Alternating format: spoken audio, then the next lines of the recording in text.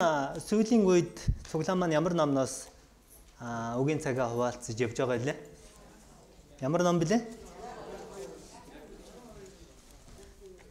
Иаков ном ямар шинэ гэрээнд байдаг лөө хуучин гэрээнд илүү билүү гэж баярахныг асуусан тий.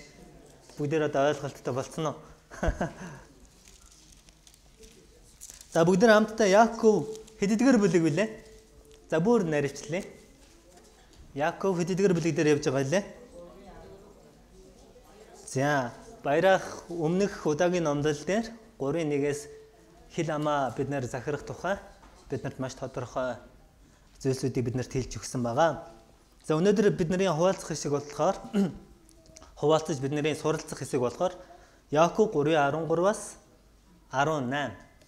За энэ хэсэг рүү орохоос өмнө бид нар түрүүн Бурхныг магтжсэн те.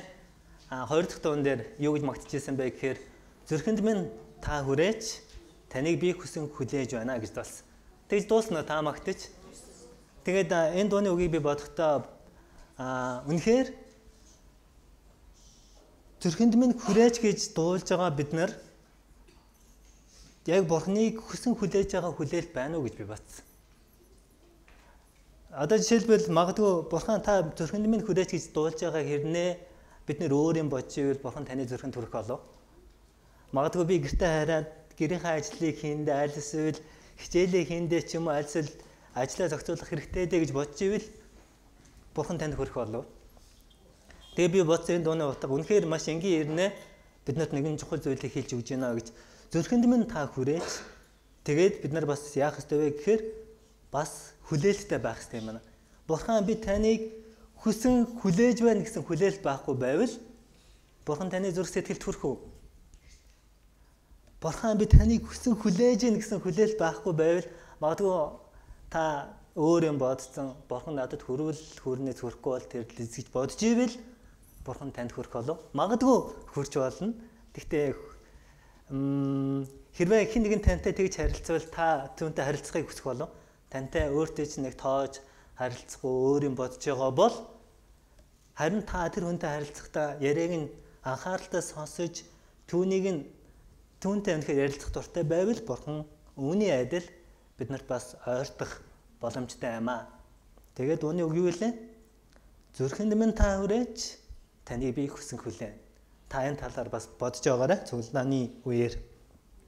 За хамтдаа үгийнхаа цаг руу орохоос өмнө хамтдаа залбирая. Тэгээ өнөөдрийн Иаков номноос сурах хэсэг болохоор хоёр төрлийн мэргэн ухаан гэсэн 13 хэсгээр нэгэн сонирхолтой хараар гарч ирсэн баг. Тийм байна уу?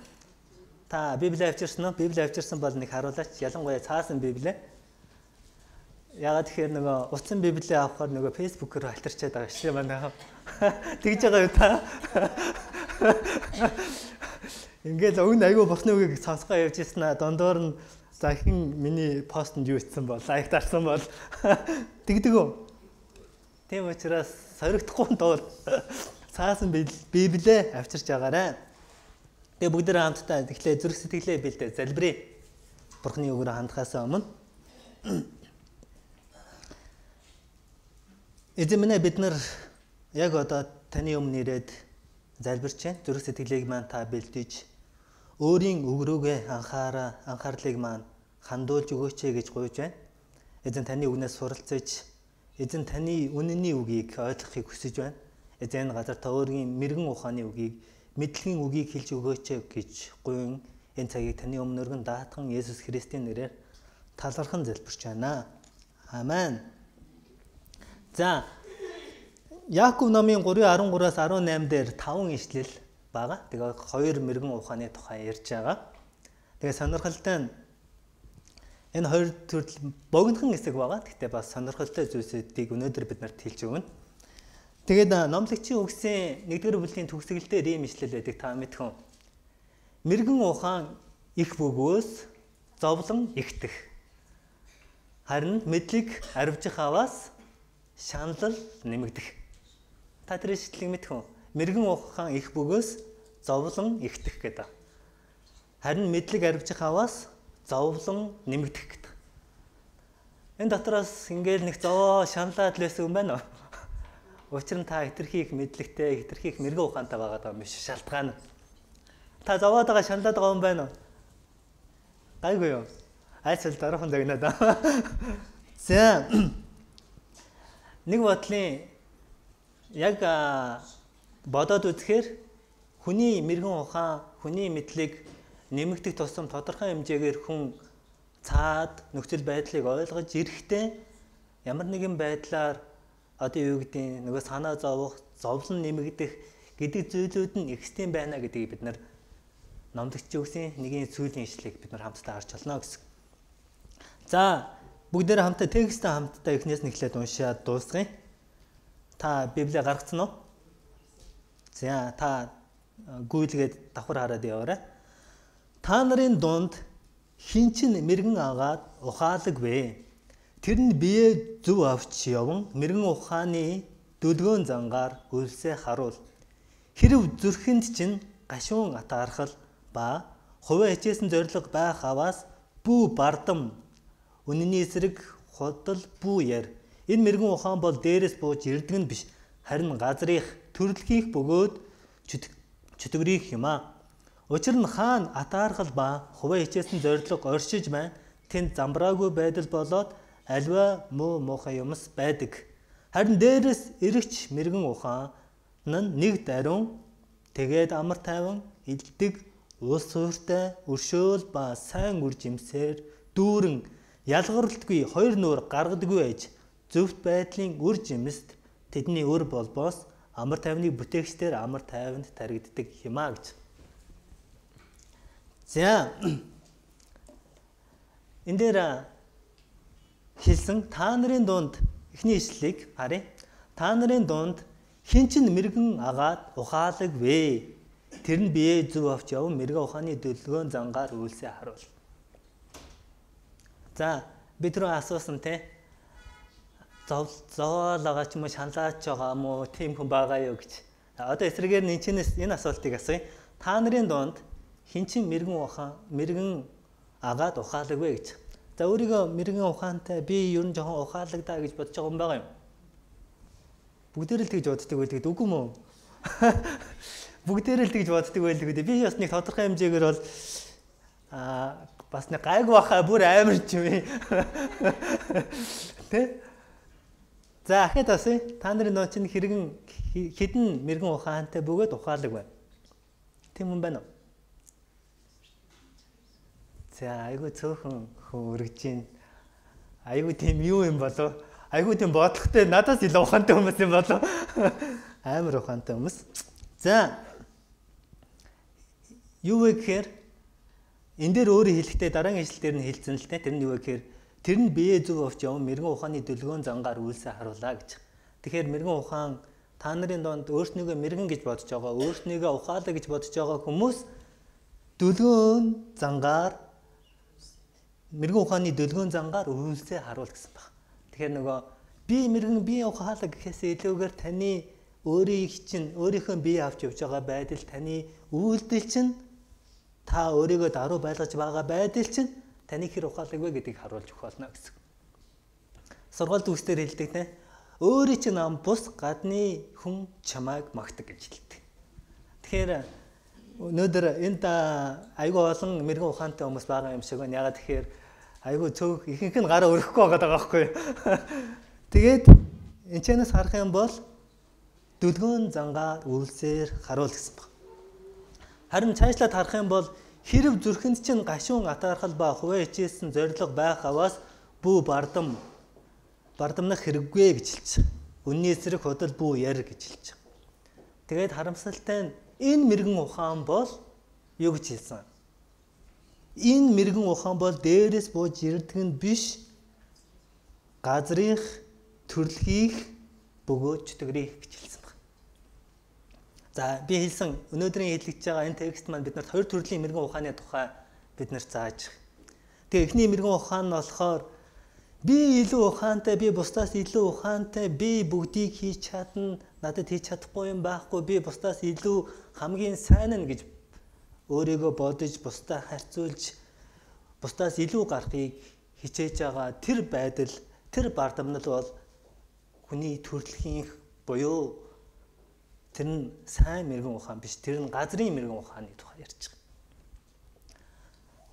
За бид нар мэднэ ихэнх нь энд байгаа хүнийг бүрдэл ялангуяа 10 жилдээ ч юм уу сургуульдаа сурж байхдаа бусдаас илүү тэ ингээ нэг сайн сурчих юмсан, бусдаас илүү нэг дүн авчих юмсан гэж боддог тэ. Харин мэдээж хэрэг бид нар сайн дүн авах нь сайн хэрэг. Харин бид нар бусдтай өсөлдөж бусдаас илүү гарахыг оролдож нөгөө хүнээсээ илүүгээр би илүү гэдэг бардамлалыг та өөртөө байлгаж байвал энэ мэрэгэн ухаан бол хүний мэрэгэн ухаан буюу төрөлхийн мэрэгэн ухааны тухай ярьж байгаа. Яагаад тэгэхээр бид нар хүн төрлөختөн бид нар төрхтөө л гэм нүгэлтэй болох тухай бид нар мэднэ.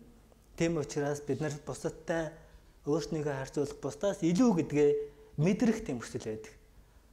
За одоо юу гэдэг ил гаргаж хэлэхгүй л байгаа болохоос биш, хүн болгоны дотор ямар нэгэн байдлаар би бусдаас арай илүү байх юмсан өөрийгөө илүү гэж мэдрэх тийм хүсэл байдаг. Тиймдээч заримдаа бид нар тоглоом шахуу хийхдээ тэрүүгээрээ дамжуулаад бусдаас илүү гэдгээ өөрийгөө харуулах гэж оролддог. Тэгдэг үү? Харин энэ мэрэгэн ухаан бол төрөлхийнх буюу газрынх гэж хэлсэн байна. Тэгээ бүгд цаашлаад харъя. 16 дугаар ишлэлийг учир нь хаан атаархал ба хуваа хичээсэн зориг оршиж байна. Тэнд замбраагүй байдал болоод альва муу муухай юмс байдаг гэж хэлж байна. За энэ дээр юу гэж хэлсэн бэ? Хаан те атаархал ба хуваа хичээсэн зориг оршиж байна. Тэнд ингэх замбраагүй байдал байна гэж хэлсэн. Яагаад гэхээр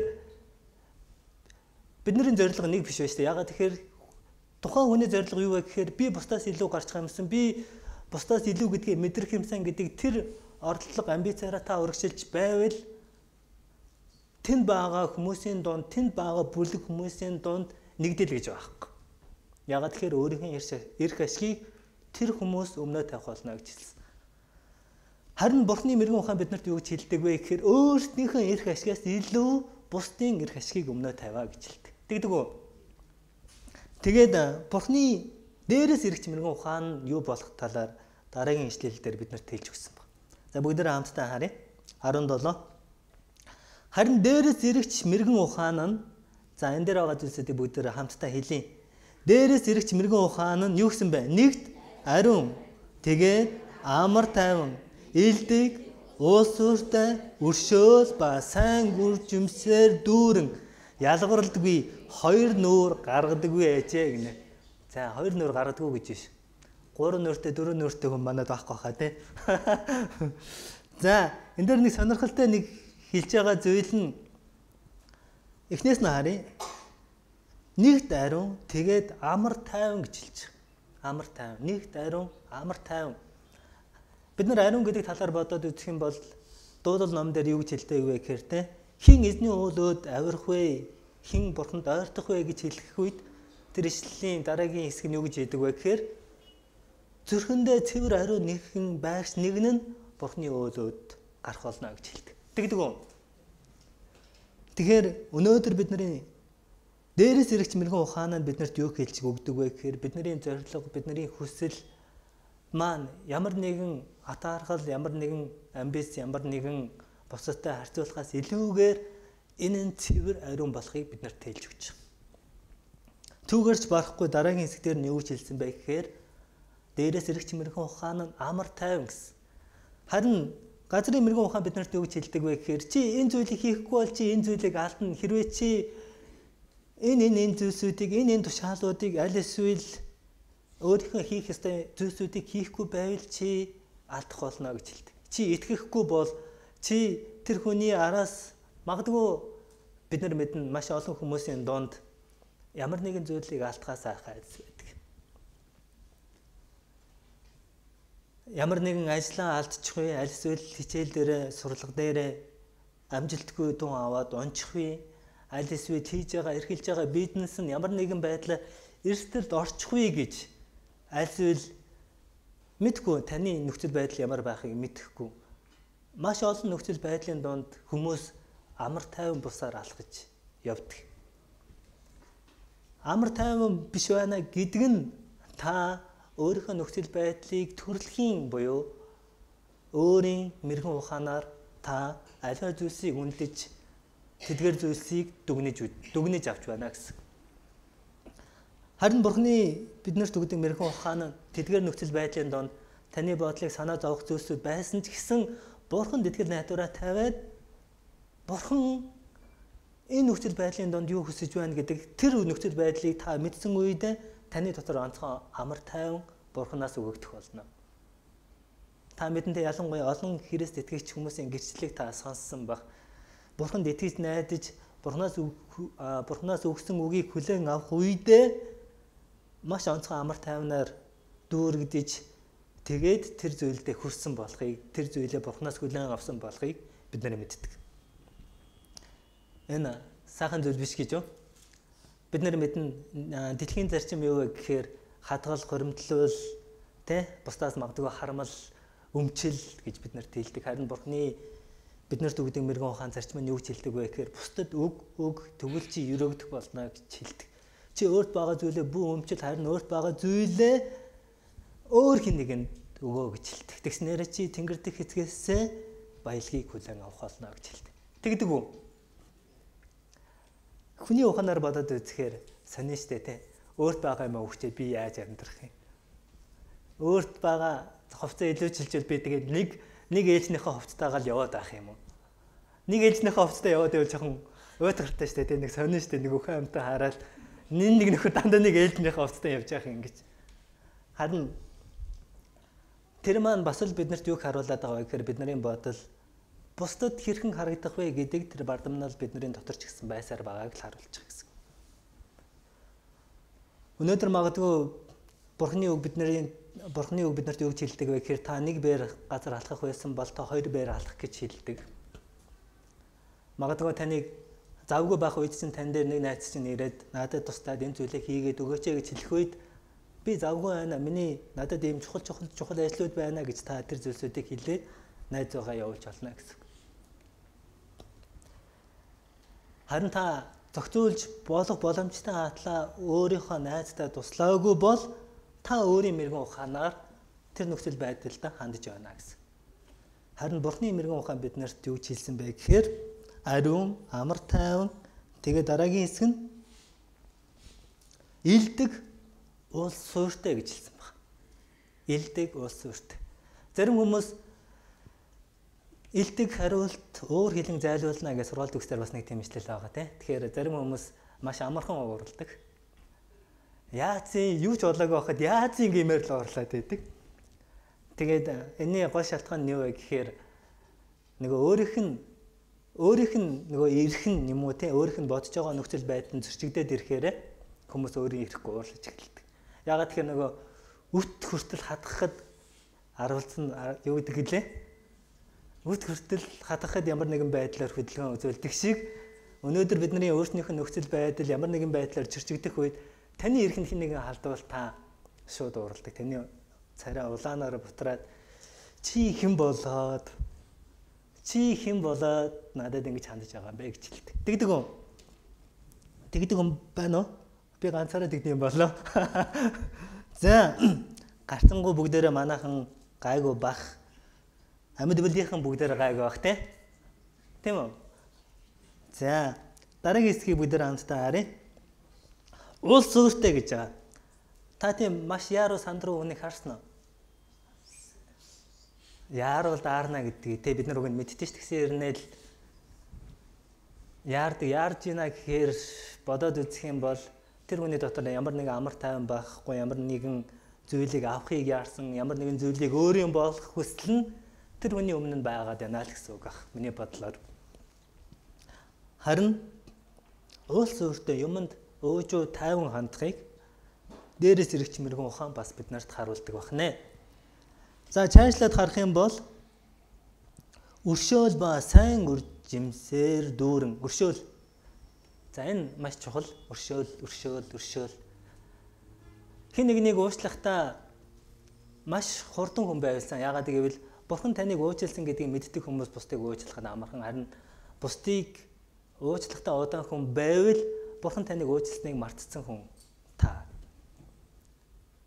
Бурханаар уучлуулсан хүн бол мөн адил бусдыг уучлах учиртай. Бурхан өөрөө хэлсэн би та нарыг уучлсны адил бусдыг мөн уучлаа гэж хэлсэн байдаг. Тэгтэл та бусдыг уучлахгүй нэг өөрийнхөө уураа хадгалаад байвал та Бурханаар ямар гэм нүглээ уучлуулснаа марцсан тэр мартамхай сонсогч байна гэсэн. Мөн үү? За бидний донд мартамхай хүн байна уу? Тавьснаа мартчдаг хүн байна уу? Тэгээд өршөөл ба сайн үр жимсээр дүүрэн гэсэн. Бидний амьдрал дээр бас сайн үр жимсүүд бий болохыг бид нарын чанаас харж олно гэсэн. Магадгүй таны эргэн тойронд байгаа хүмүүс хүссэн үсээгөө таныг хэлээд өгч чинь чи их л өөрчлөгдөж чинь чиний ярьж байгаа, хэлж байгаа, чиний бодож байгаа, сэтгэж байгаа бусдаас өөр байна гэж хэл. Тийм үү? Харин эсрэгээрээ таныг харж байгаа хүмүүс юу гэж хэлэх бол чи бусдаас илүү өөр байна. Гэхдээ чи бусдаас илүү хэрэлдэх юм. Үгүй байлгүй дээ, тийм. Өршөөл ба сайн үр жимсээр дүүрэн. Өршөөл. Бас нэг ийм юу гэдэг гарсан судалгаа байсан. Тэр нь ямар судалгаа байсан бэ гэхээр бид нар уурлахдаа тэр сэтгэл хөдлөлөө бид нар 30 секундын дотор 30 секундээс илүүгээр бид нар хадгалах юм бол тэр уур хөдлөлийн сэтгэл хөдлөлийн тэр нөлөө 5 цагийн турш бидний бие хадгалагддаг тухай хэлдэг. Тэгэхээр та хин нэгэнд уурлсан бол 30 секундын дотор уучлах хэрэгтэй гэсэн. Өөрийнхөө төлөө та бусдыг уучлаа. Яг тэгэхээр та 30 секундээс илүүгээр уучлахгүй уутгал юм бол та бүхэл өдөржингөө стресстэй явах болно гэсэн. Бүхэл өдөржингөө стресстэй ядардаг хүн байна уу? Тэгвэл та 30 секундээс илүү уурладаг хүн байх нь шүү. Тийм үү? За манайхан бас л 30 секундын дотор уучлалдаг баг тий. Дандаа сайхан инээж байгаа хүмүүс байна. За тэгээд өргөжлүүлээд харъя 18 дахь эшлэлдэр зөвхт байдлын үр жимс тэдний үр болбоос амар тайвныг бүтээгчээр амар тайванд таригддаг гинэ. За тэгээ зөв байдлын үр жимс нь болохоор амар тайвныг бүтээгчээр амар тайванд таригддаг тухай бид нарт хэлж байна гэсэн. Тэгэхээр хоёр төрлийн мэргэн ухааны тухай энэ хэсэг маань биднэрт маш олон зүйлийг биднэрт хэлж өгч байгаа. Бид нэр ингээд эргцүүлээд бодох тусмаа бид нэр энэ мэргэн ухааны ялгааг ойлгох болно. Энэ мэргэн ухааныг бид нар ойлгохдоо танд юу туслах вэ гэхээр Бурхны үг л танд туслах болно гэсэн. Та энэ хоёр төрлийн мэргэн ухааныг ялгаж ойлгохын тулд Бурхны үгийг та мэддэггүй байвал та магадгүй өөрийн мэргэн ухаанаар, төрөлхийн мэргэн ухаанаар та альва зүйлийг дүгнэж авч үзэх болно гэсэн. Тийм биз? Энд дээр хэлсэн та нарын донд хэн чинь мэргэн ухаантай бөгөөд мэргэн агаад ухаалаагүй гэж хэлсэн. Тийм хүн дөлгөөн зангаар өөрийнхөө үйлсийг харуулаа гэж хэлсэн. Тэгээ сонирхолтой сургаалт үгсийн 26 дээр бас нэг ийм ишлэл байдаг. Өөрийн нүдэнд мэргэн хүнийг үзснөө мунхаг хүн тийм нэгнээс илүү өөрчлөгдөх боломжтой. Найдлага бий гэж хэлдэг. Тэ? Өөрийнх нь нүдэнд мэргэн болсон хүн бусдын ярьж хэлж байгааг сонсож хүлээж авах нь юу л бол. Яагаад тэгэхээр нөгөө хүн юм хэлэхээр тэ чиний хэлж байгаа зүйлийг тэглээд рүү би мэдж байгаа. Би мэдж байгаа гэж хэлдэг. Яагаад тэгэхээр өөрийнх нь нүдэнд мэргэн ухаантай хүн харин тэр хүнээс илүү мунхаг нэгэнд засрах би буруу хэлээд байна. Найдлага бий, өөрчлөгдөх засрах найдлага бий. Тийм үү? Санал нэг байна уу та? Тэгээд сургаалт үгсийн магадгүй та Бурхны мэргэн ухааныг өшөө илүү их мэдхийн тулд магадгүй сургаалт үгс ном танд маш олон зүйлсийг бид нарт бас хэлж өгөх болно.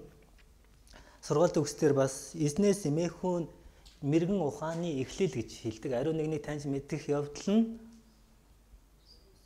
юу гэдэг вүлээ? Бүгд хамтдаа харчи. Сургаалт үгс 9:10.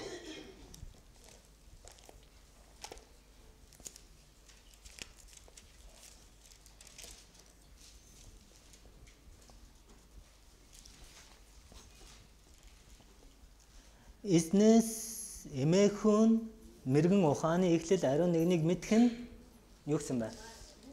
Ухаарал. За, бүгдээрээ ухаарцгаая.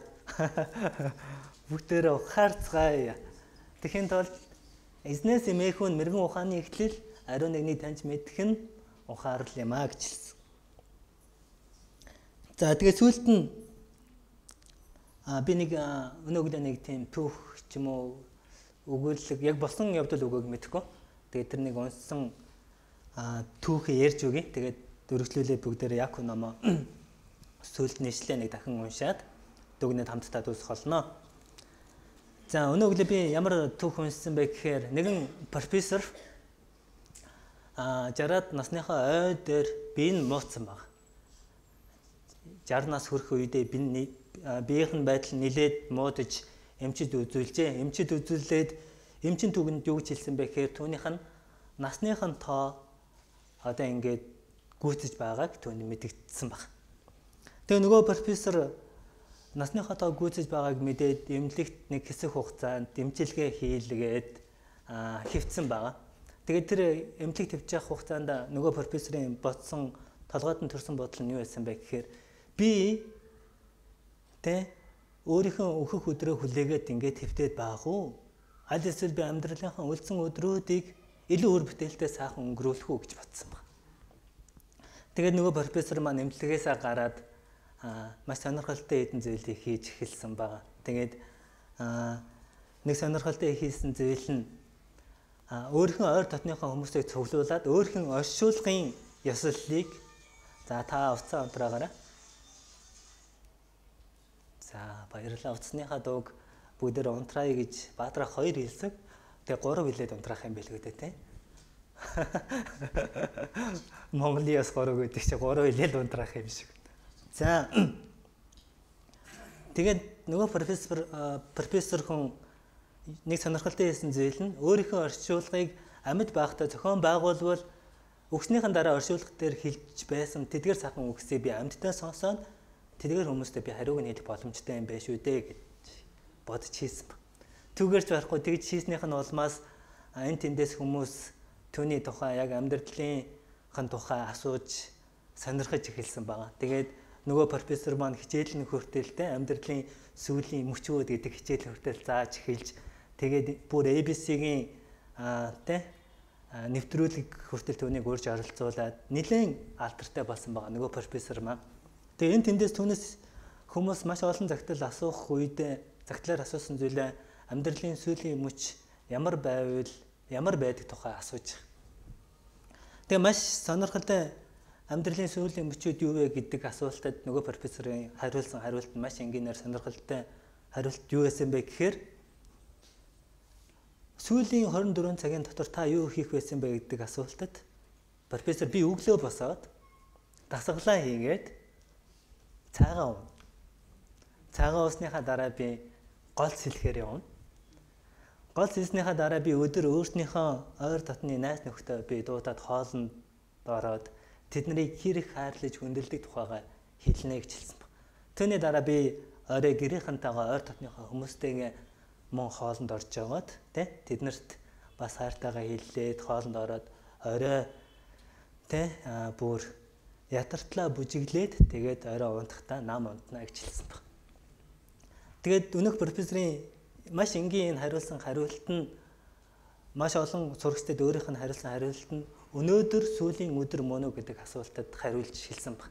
Өнөөдөр сүүлийн өдөр байвал би амар тайван байх уу?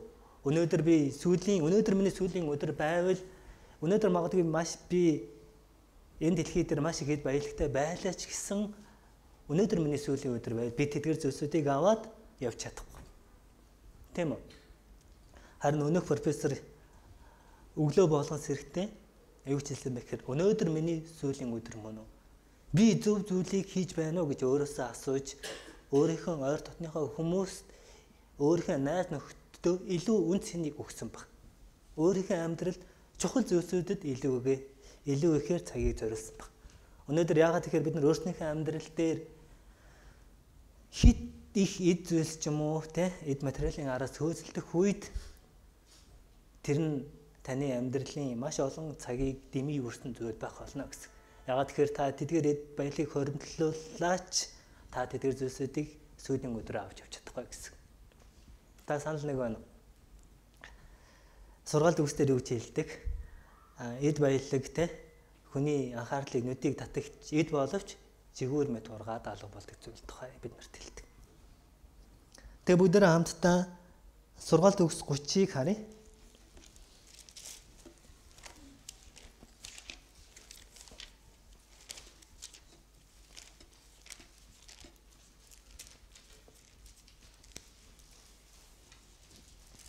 Сургаалт үгсийн 37-аас 30 эхний хэсгийг харуул агуурын сургаалт үгс гэж байгаа. Агуур Бурханаас хоёр зүйлийг гуйсан байгаа. Тэгээд юу гуйсан бэ гэдгийг бүгдээр хамтдаа харъя.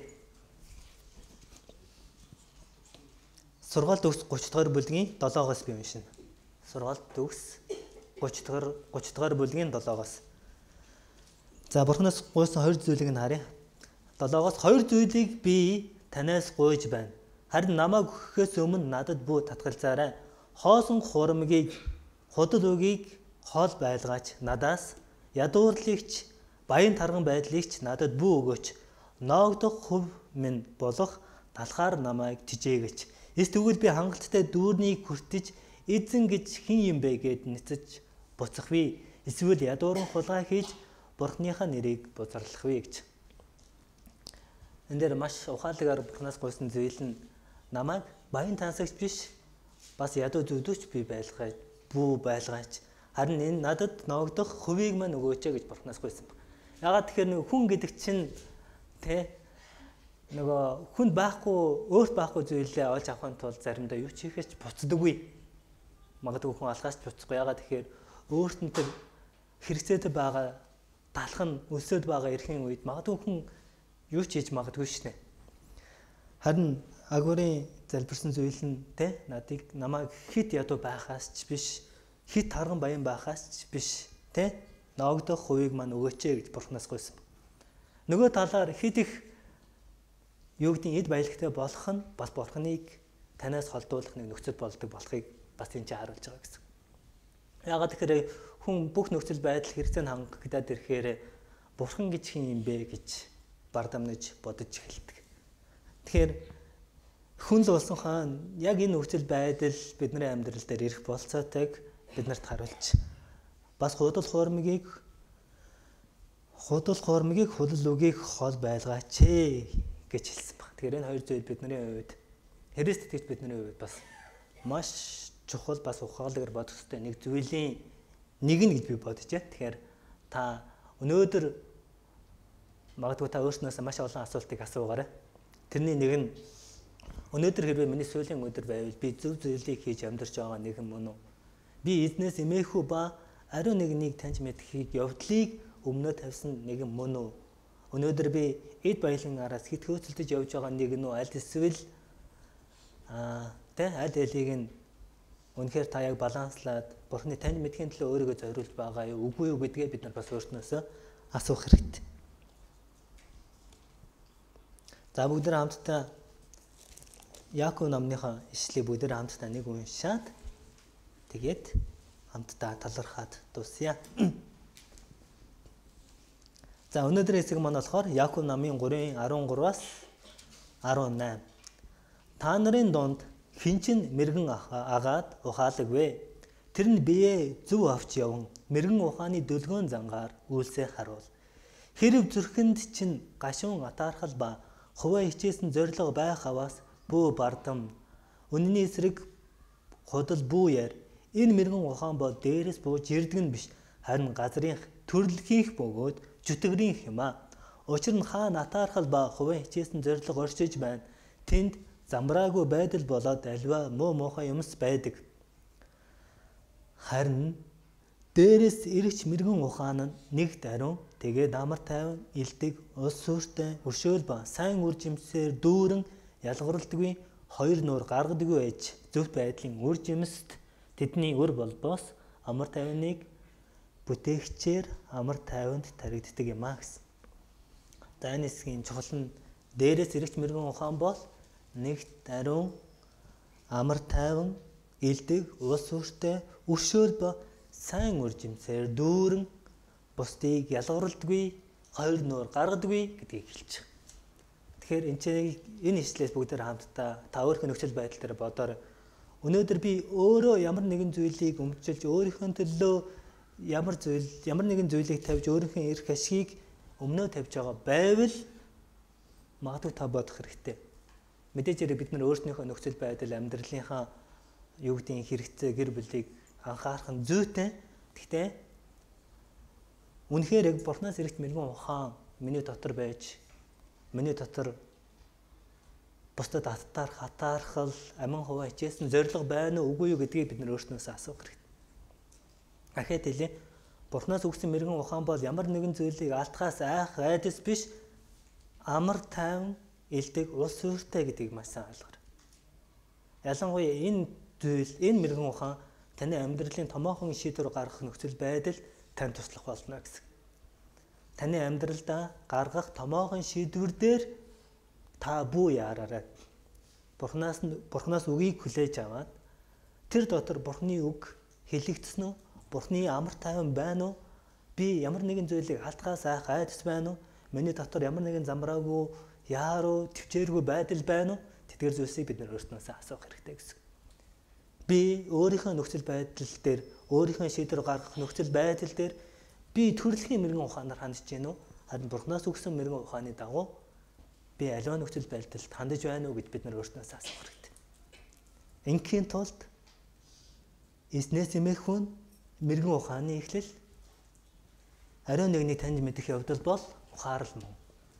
Ах トゥ нараа бүгдээрээ хамтдаа эзнээс эмээж түүнийг таньж мэдхийн төлөө өөрснийгөө зориулъя. Яагаад тэгэхээр 1-р Коринт ном дээр юу гэж хэлсэн бэ гэхээр загалмай үг нь мөхөгчдийн хувьд аврал, мэрэгдийн хувьд монхоглол болсон. Яагаад тэгэхээр мэрэгэн хүмүүс өөрийнхөө ойлголтоор, өөрийнхөө логик, өөрийнхөө потенциалаар Бурхны сайн мэдээг ойлгож хүлээж аваагүй. Харин бид нар өөрснийгөө даруй болгож Христ миний төлөө өөрийнхөө амийг зориулсан юм а гэдгийг бид нар ойлгож Бурхан та миний амьдралд ирээч, зүрхэнд минь та хүрээч гэж хэлэх үед Бурхан биднэрт өөрийгөө илчилж харуулд юм а.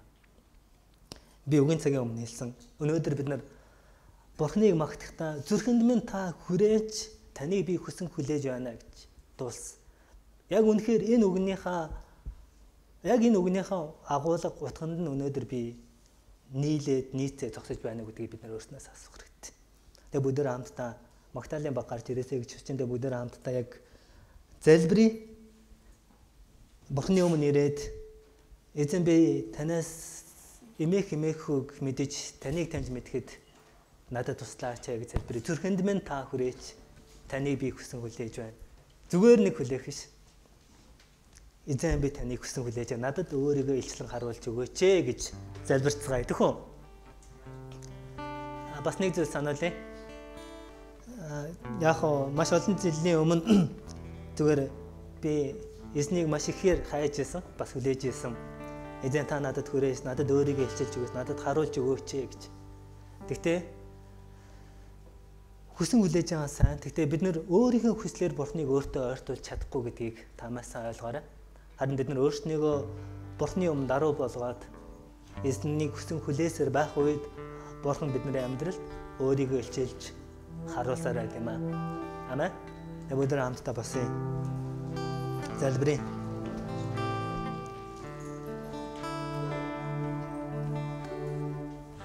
Бурхныг үнэхээр яг зүрх сэтгэлтэй хүрээсэй гэж бодож байгаа юм байна уу? Гараа өргөч. Эзнээс эмээх үг мэдэж түүнийг авралынхаа эзэн байлгаж түүнийг таньж мэдхийн төлөө би өөрийгөө зориулмаар байна гэсэн хүмүүс байна уу? За бүгдээрээ яг одоо залбирая та. Ямар нэгэн онцгой үг хэллэг өнөөдөр бид нарт хэрэггүй. Та зүгээр өөрийгөө даруй байлгаад магадгүй та ингэж хэлж бол би зохисгүй хүн штэ, би алдаа дутагдaltaй хүн гэж хэлж магадгүй. Тэгсэн ч гэсэн та өөрийгөө даруй болгоод гимшээд эзэн та надад хүрч өгөөч гэж бүгдээр хамтдаа залбирая. Раманди хри